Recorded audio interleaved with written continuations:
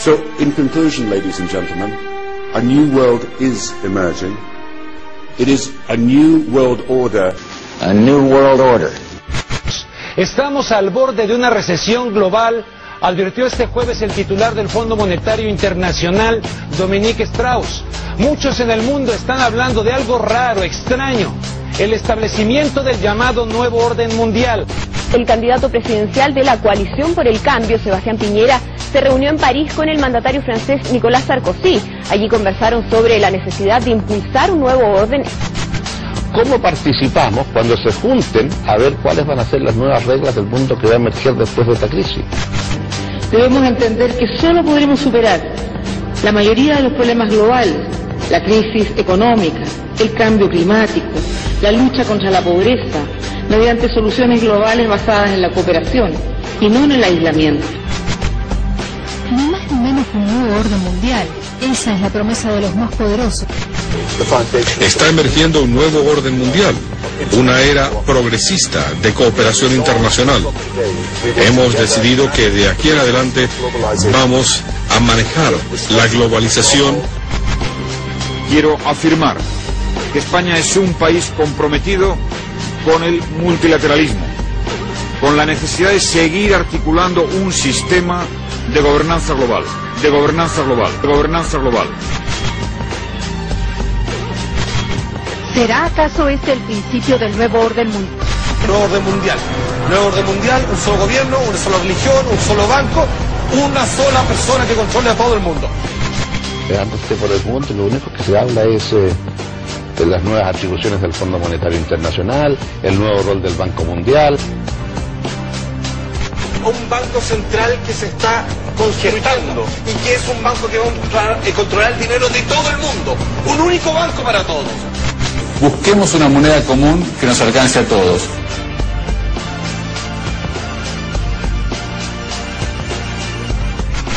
Therefore, this is it, international currency.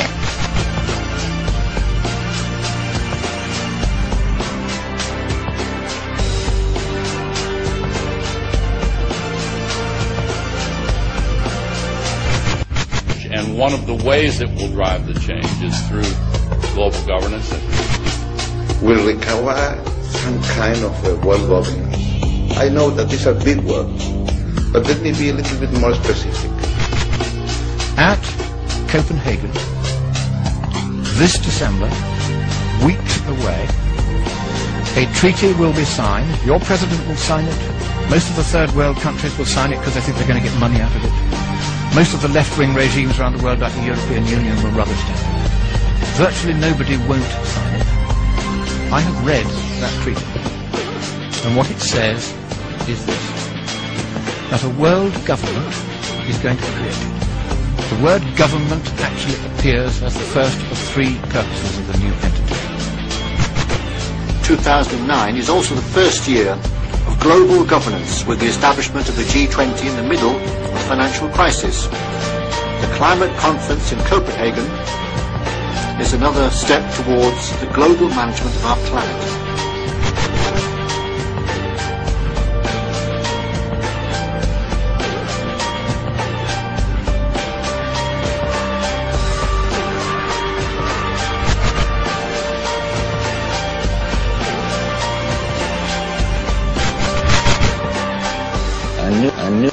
A new world order.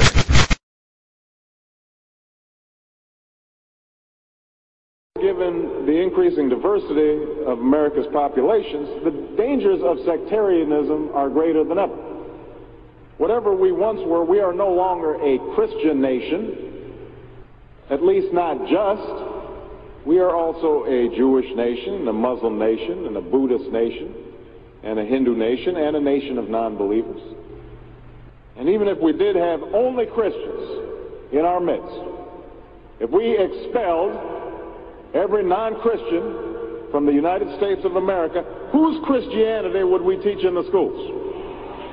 Would it be James Dobson's or Al Sharpton's? Which passages of Scripture should guide our public policy? Should we go with Leviticus, which suggests slavery is okay? and that eating shellfish is an abomination. Or we could go with Deuteronomy, which suggests stoning your child if he strays from the faith. Or should we just stick to the Sermon on the Mount, a passage that is so radical that it's doubtful that our own Defense Department would survive its application? So before we get carried away, let's read our Bibles now. Folks haven't been reading their Bible. Which brings me to my second point. Democracy demands that the religiously motivated translate their concerns into universal rather than religion-specific values.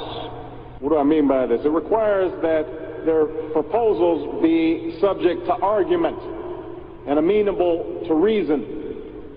Now, I may be opposed to abortion for religious reasons, to take one example, but if I seek to pass a law banning the practice, I can't simply point to the teachings of my church or evoke God's will. I have to explain why abortion violates some principle that is accessible to people of all faiths, including those with no faith at all. Now, this is going to be difficult for some who believe in the inerrancy of the Bible, as many evangelicals do. But in a pluralistic society, we have no choice. Politics depends on our ability to persuade each other of common aims based on a common reality. It involves compromise, the art of what's possible. And at some fundamental level, religion doesn't allow for compromise. It's the art of the impossible. If God's spoken, then followers are expected to live up to God's edicts, regardless of the consequences. Now, to base one's own life on such uncompromising commitments may be sublime, but to base our policy making on such commitments would be a dangerous thing. And if you doubt that, let me just give you an example. We all know the story of Abraham and Isaac. Abraham's ordered by God to offer up his only son. Without argument, he takes Isaac up to the mountaintop, he binds them to the altar, raises his knife, prepares to act as God commanded. Now, we know things worked out. You know, God sends down an angel to intercede at the very last minute. Abraham passes God's test of devotion. But it's fair to say that if any of us leaving this church saw Abraham on the roof of a building raising his knife, we would, at the very least, call the police and expect the Department of Children and Family Services to take Isaac away from Abraham. We would do so because we don't hear what Abraham hears. We don't see what Abraham sees. And so the best we can do is act in accordance with those things that we all see and that we all hear, be it common laws or basic reason. So we have some work to do here. But I am hopeful that we can bridge the gap that exists and overcome the prejudices that all of us to one degree or another bring to this debate. And I have faith that millions of believing Americans want that to happen. No matter how religious they may be or may not be, people are tired of seeing faith used as a tool of attack.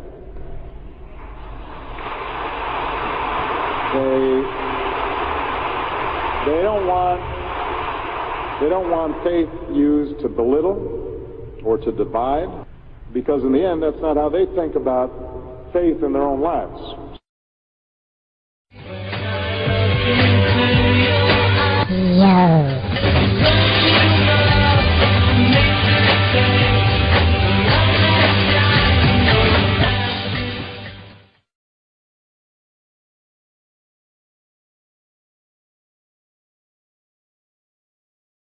You are absolutely right that John McCain has not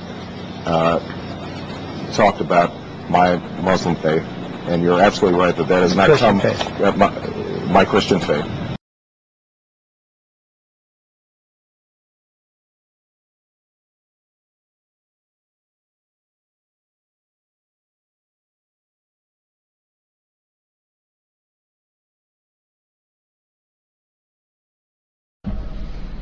Assalamu alaikum. Many other Americans have Muslims in their families or have lived in a Muslim-majority country. I know because I am one of them. But my father came from a Kenyan family that includes generations of Muslims. As a boy, I spent several years in Indonesia and heard the call of the azan at the break of dawn. I have known Islam on 3 continents before coming to the region where it was first revealed. That experience guides my conviction. You're absolutely right that John McCain has not talked about my Muslim faith.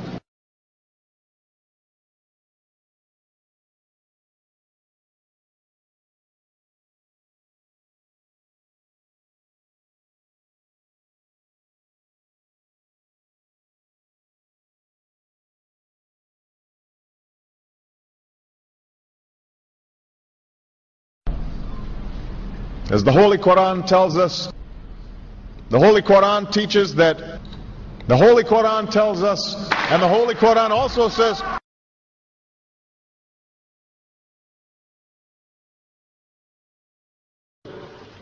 we will convey our deep appreciation for the Islamic faith, which has done so much over the centuries to shape the world.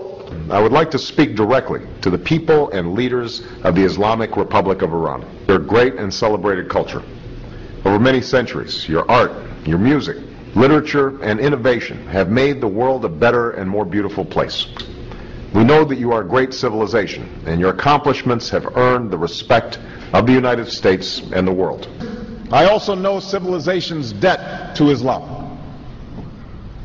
It was Islam at places like Uluzar that carried the light of learning through so many centuries, paving the way for Europe's Renaissance and Enlightenment. It was innovation in Muslim communities that developed the order of algebra, our magnetic compass and tools of navigation, our mastery of pens and printing, our understanding of how disease spreads and how it can be healed. Islamic culture has given us majestic arches and soaring spires, timeless poetry and cherished music, elegant calligraphy, and places of peaceful contemplation.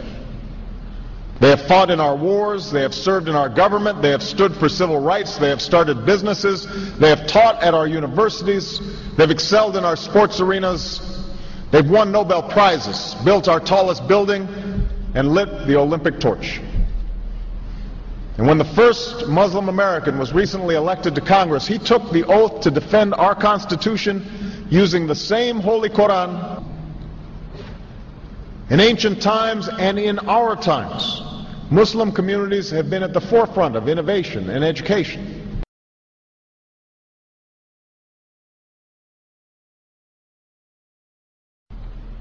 Islam is not part of the problem in combating violent extremism. It is an important part of promoting peace. The enduring faith of over 1 billion people is so much bigger than the narrow hatred of a few. In the United States, rules on charitable giving have made it harder for Muslims to fulfill their religious obligation. That's why I'm committed to working with American Muslims to ensure that they can fulfill zakat.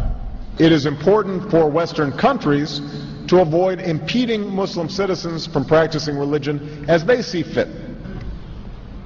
And I consider it part of my responsibility as President of the United States to fight against negative stereotypes of Islam wherever they appear.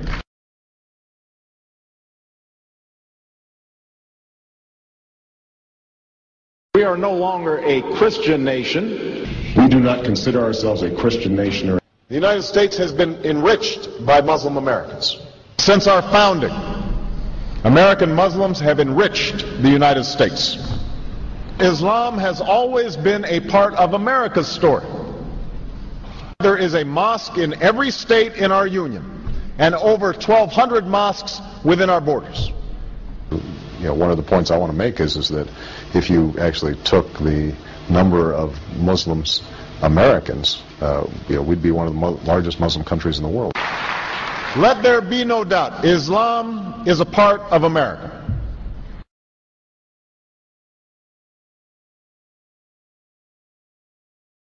He did bow to the Muslim king, while he did not do it to the British Queen of England. And by bowing, he showed the world that I am subservient. I do bow down to you as a Muslim king, something no other president has done with Saudi Arabia. The Saudi king is his peer. He is not his subordinate in order to bow for him. And this is exactly what Obama did. Usually it is out of respect that someone would nod his head when bowing to royalty, and the ladies will give curtsy. But Obama went beyond what is required as a head of state and bowed to the Saudi king, and that's unacceptable. Right, it sent the wrong symbol. When you say it sends the wrong signal, what signal do you think it sends?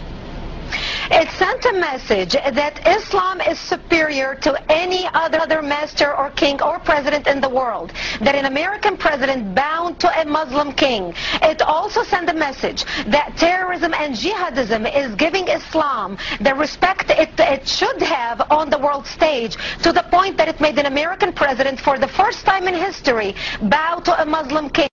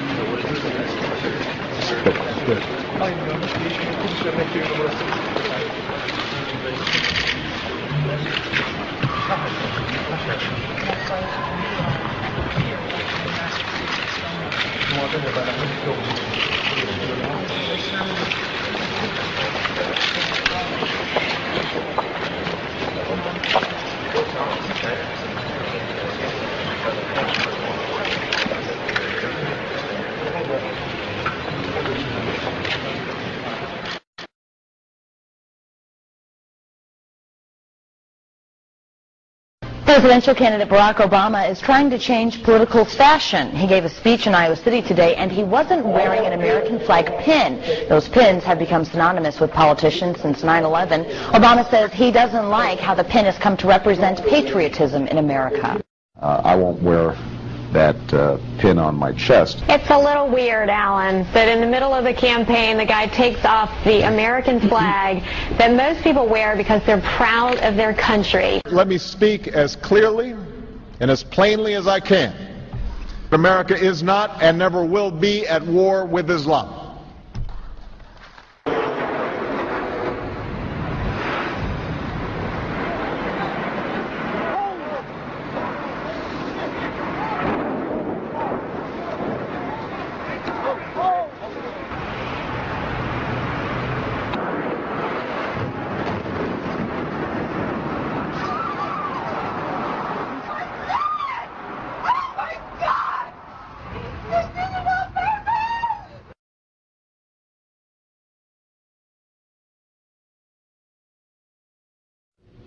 Thank you. And Ed Shoma Mubarak.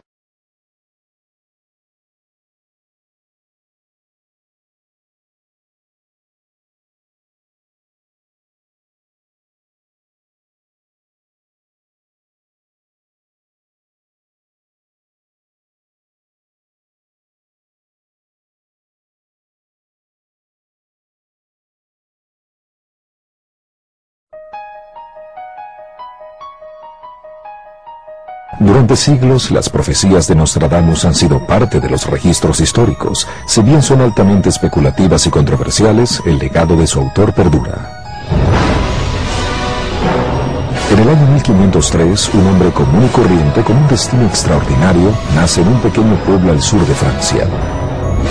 Hoy en día, más de 500 años más tarde, el nombre de Nostradamus es venerado por miles de personas en todo el mundo como un profeta sin precedentes, uno que predice el futuro con asombrosa exactitud. Incluso los escépticos sienten intriga ante el absoluto misterio de sus poderes.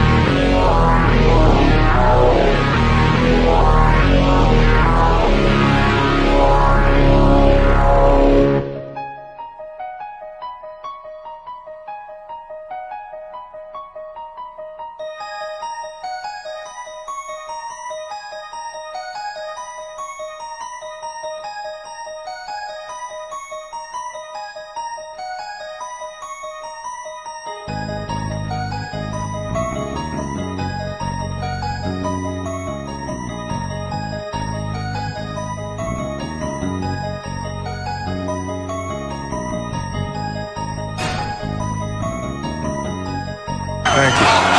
Awesome. Thank you.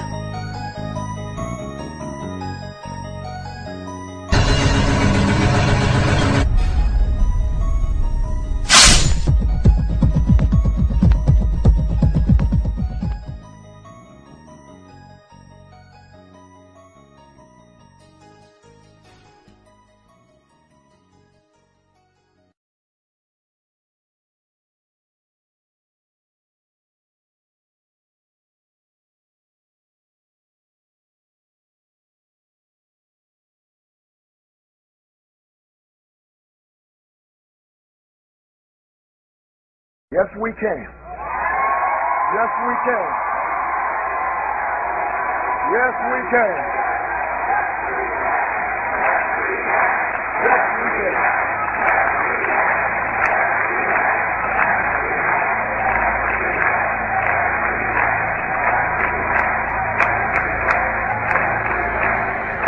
It was a creed written into the founding documents that declared the destiny of a nation.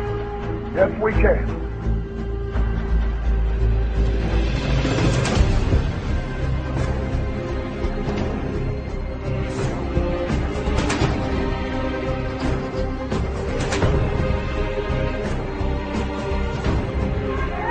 It was whispered by slaves and abolitionists as they blazed the trail towards freedom through the darkness of night. Yes, we can.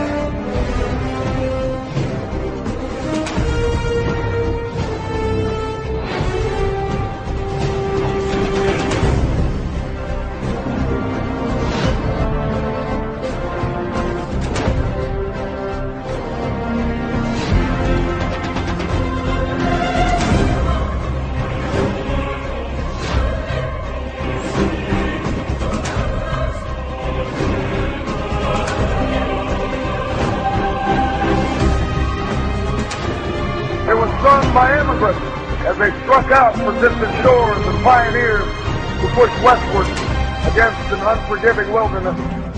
Yes, we can.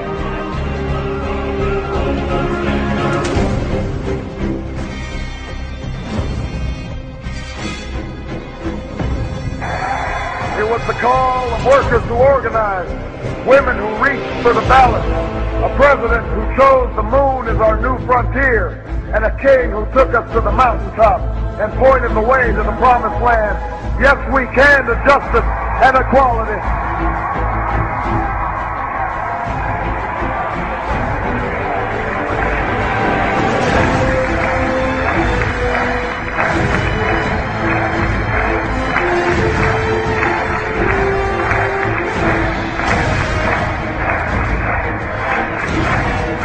Yes, we can to opportunity and prosperity.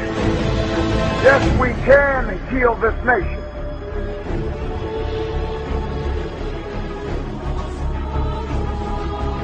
The U.S. is going through a necessary but difficult time. And the world as a whole is coming out of a very long boom. But the circumstances in each country are very different, and the policy response is going to have to be very different. Even though we face a common challenge in these global inflation dynamics, we face very different circumstances. And what we each have to do is to try to find that balance that's going to lay the foundation for price stability and sustainable growth over a long period of time.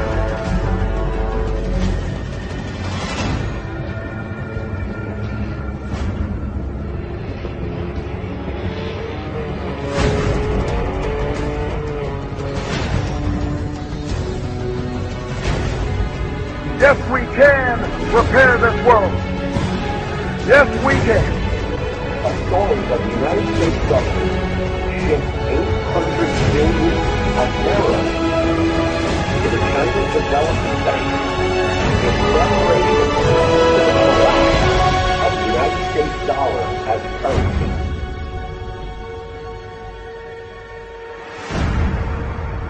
Well, ladies and gentlemen, it wasn't a hoax.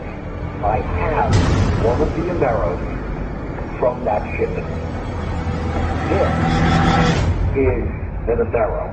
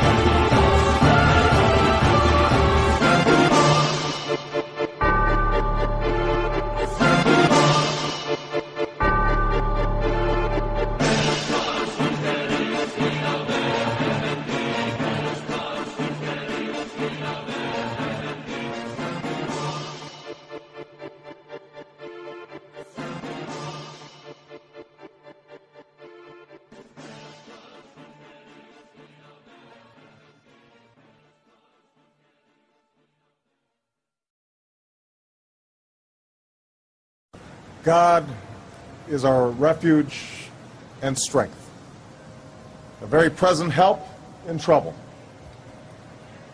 Therefore, we will not fear, even though the earth be removed, and though the mountains be carried into the midst of the sea, though its waters roar and be troubled, though the mountains shake with its swelling.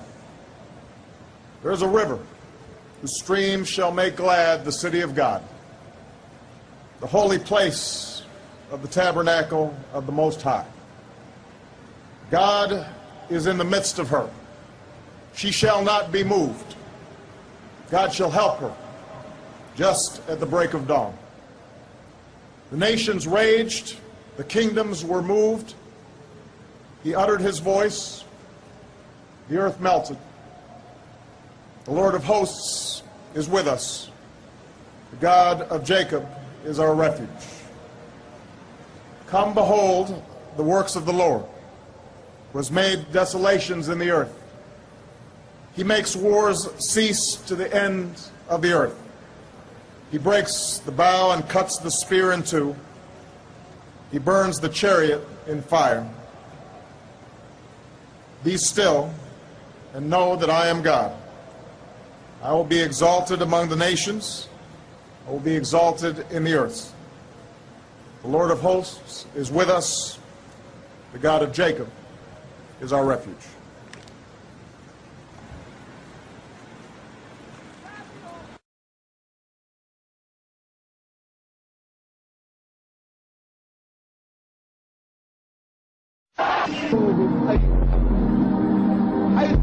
ثقفتموهم فاقتلوهم أينما تكونوا فاقتلوا أولئك اليهود ومن لفهم الأمريكان وضع حزاما ناسفا على نفسه أو على أبنائه ودخل في أعماق اليهود على نفسه أو على أبنائه ودخل في أعماق اليهود del riesgo del fuego antiaéreo con misiles.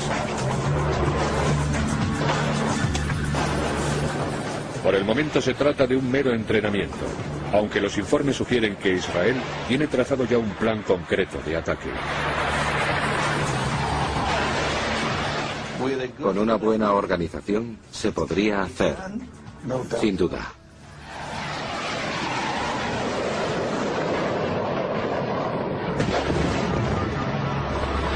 Durante 2006, la Armada iraní ha calentado motores en muchas ocasiones, preparándose a su vez para un ataque israelí. Los militares israelíes reconocen que cualquier ataque a las instalaciones nucleares podría desatar una terrible venganza. Irán está preparado para defenderse. No les estamos provocando, no queremos aumentar las hostilidades, pero sin duda estaremos dispuestos a defendernos si nos obligan a hacerlo. Si Irán es atacado y se venga golpeando los intereses occidentales en el Golfo Pérsico, donde la Marina iraní posee docenas de bases, el precio del crudo podría ser la primera víctima. Algunos políticos israelíes consideran que un ataque podría tener consecuencias imprevistas para el régimen iraní. Paradójicamente, un ataque contra las instalaciones nucleares iraníes podría garantizarle el apoyo al régimen de los ayatolás por parte de aquellos que actualmente no lo hacen. No hay duda de que se conseguiría retrasar el programa nuclear, pero también se consolidaría el régimen entre su gente. Sin embargo, muchos israelíes temen un contraataque del mundo islámico, del que Israel sería objetivo, con los militantes de Hezbollah reanudando su ofensiva en el norte del país. El conflicto del verano de 2006 podría ser la primera etapa de una guerra mucho más larga. Mubarak también cree que Irán tiene una poderosa influencia sobre los militantes de la yihad islámica y de Hamas. Israel podría enfrentarse con una nueva ola de violencia en cualquier parte del mundo.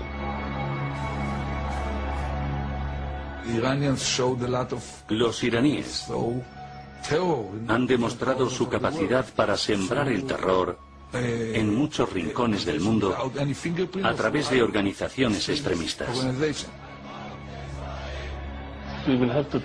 Si atacamos a Irán, todos y cada uno de los judíos del mundo estarán en peligro.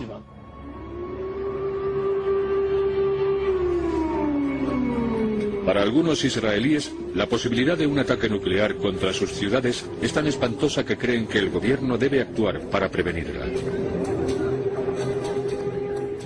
El peligro real e inmediato es que una vez que Irán tenga la bomba, todos los avances y progresos que ha hecho el mundo en materia de desarme se habrán perdido.